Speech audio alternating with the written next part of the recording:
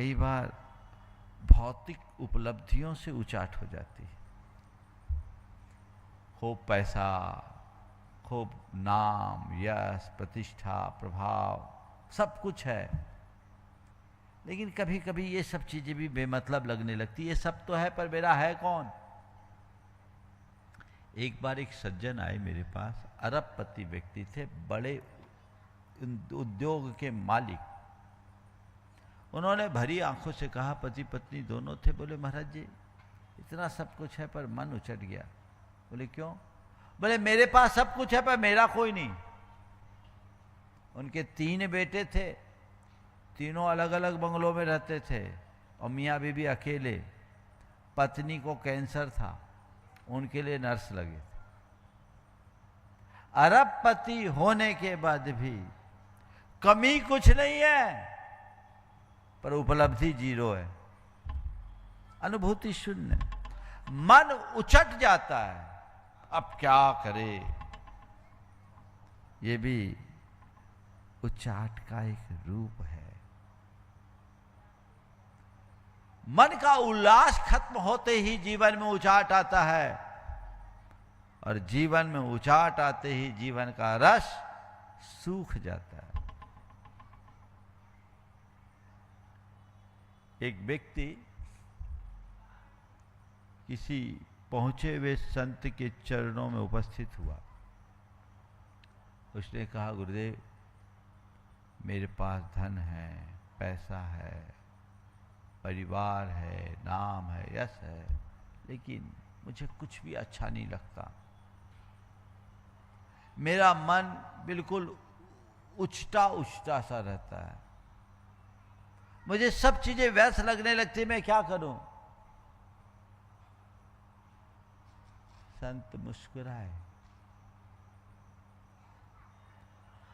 और कहा,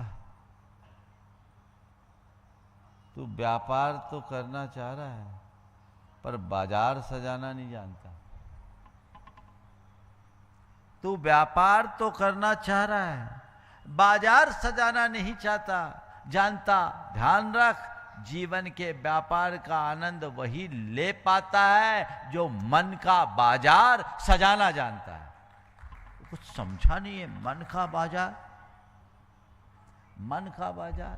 बोले हाँ, मैं तुझसे कह रहा हूं, तूने दुकान तो खोल ली, पर मन के दुकान में कृतज्ञता के फूल तो सजा, सेवा की सुगंध तो फैला। स्वीकृति का दीप तो जला, और कुछ अच्छा करने का भाव तो जगा, अंतरंग में उल्लास तो प्रकट कर, तब न कुछ तेरा माल बिकेगा। यहां तो 12 बजे हैं, होगा क्या? उसे समझ में आया, जब तक कृतज्ञता न हो, जब तक सेवा न हो, जब तक अहोभाव और अंतरंग में उल्लास न हो और चीजों को एक्सेप्ट करने के भाव मन में ना आए, तब तक जीवन का रस प्रकट नहीं हो सकता। इसलिए इनसे हमें बचने की जरूरत है। इसका लक्षण क्या है? मन में अनमनापन, अनमने से रहना। कई लोग एकदम बिल्कुल अनमना दिख रहा है तो समझ लेना इसके हृदय में उचाट है, अब इसको ट्रीटमेंट की जरूरत है। समझ गए? डॉक्टर वाला ट्रीटमेंट नहीं, भावना योग वाला ट्रीटमेंट। अभी बताऊंगा। वो अभी उछटा हुआ है, उससे कुछ भी बोलोगे कुछ भी अच्छा नहीं लगेगा। एक भावनात्मक खालीपन लगने लगे तो समझ लो अभी उचाट की परिस्थितियों से गुजर रहा हूं। एक एकाकीपन की अनुभूति होने लगे, समझ लो उचाट आ गया है। और मन में निराशा का भाव जग रहा है तो समझ लो अभी उचाट है। सवाल है, ये होता क्यों है? इसके कुछ आंतरिक कारण है। सबसे पहला कारण अति राग या अति द्वेष। चीजों से जरूरत से ज्यादा लगाव हो जाए तो एक बार मन उछटेगा, और किसी से द्वेष हो जाए तो मन उछटेगा। जब जरूरत से ज्यादा अपेक्षाएं होती है तो फिर ऐसा होता है। मन में ऐसे भाव आ जाते हैं जिनसे जगह वही रसीन लगने लगता है। जिससे द्वेष हो गया तो फिर उसका मुंह देखने का भाव नहीं होता।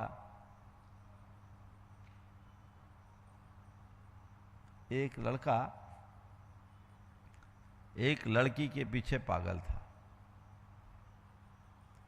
उसके पिताजी ने मुझसे कहा, महाराज जी, जिसके पीछे पागल है वो अपने परिवार के लायक कहीं से है ही नहीं, अब क्या करे। कहता उसी से शादी करना है।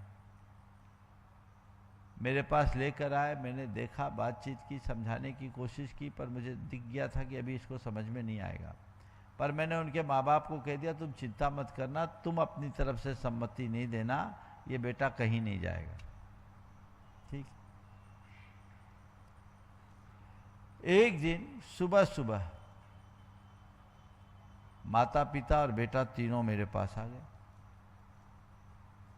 हम बोले अचानक कैसे आ गए? मैं शिखर जी में था। बोले महाराज जी, कल रात के 11 बजे, माने रात के 11 बजे घटना हुई और वो लोग 12 बजे चल दिए मेरे पास।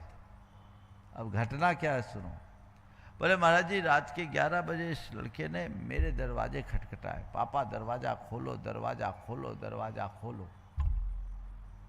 क्या बात है? अभी खोलो, कोई जरूरी काम है। खोला तो देखा बेटा बदहवास सा खड़ा। ये क्या हो गया? तो इतना ऐसी एकदम एबनॉर्मल क्यों? अरे पापा सब खत्म हो गया, मैंने देख लिया सब कुछ, कोई मतलब नहीं। अब मुझे उसका नाम भी पसंद नहीं है। महाराज जी ठीक कहते थे, मैं उससे शादी नहीं करूंगा। अब आप जिससे शादी करना है कर लीजिए, मैं तैयार हूं, मैं उससे बात नहीं करूंगा, मैं उसका नाम भी सुनना पसंद नहीं करूंगा। पूछा हुआ क्या? तो असल में हुआ ये था, उसका आईडी पासवर्ड उसे मिल गया, पासवर्ड आईडी मिल गया था, और वो देखा कि रात के 11 बजे वो किसी और से चैट कर रही थी। यथार्थ खुलते ही मन उछट गया। समझ गए? ये बात होती है। बहुत सारी चीजें हैं ना जिनमें तुम लोग उलझे रहते हो, केवल इसलिए कि तुम्हें ऊपर का आवरण दिखता है, भीतरी यथार्थ नहीं। ये मोह है जो हमें उलझाता है, और ज्ञान हमें सुलझाता है। जय जिनेंद्र, अगर आपको मेरी वीडियो अच्छी लगती है तो प्लीज़ मेरे चैनल को सब्सक्राइब करिए, लाइक करिए, शेयर करिए। इसी तरह से अपना प्यार मुझे देते रहिए।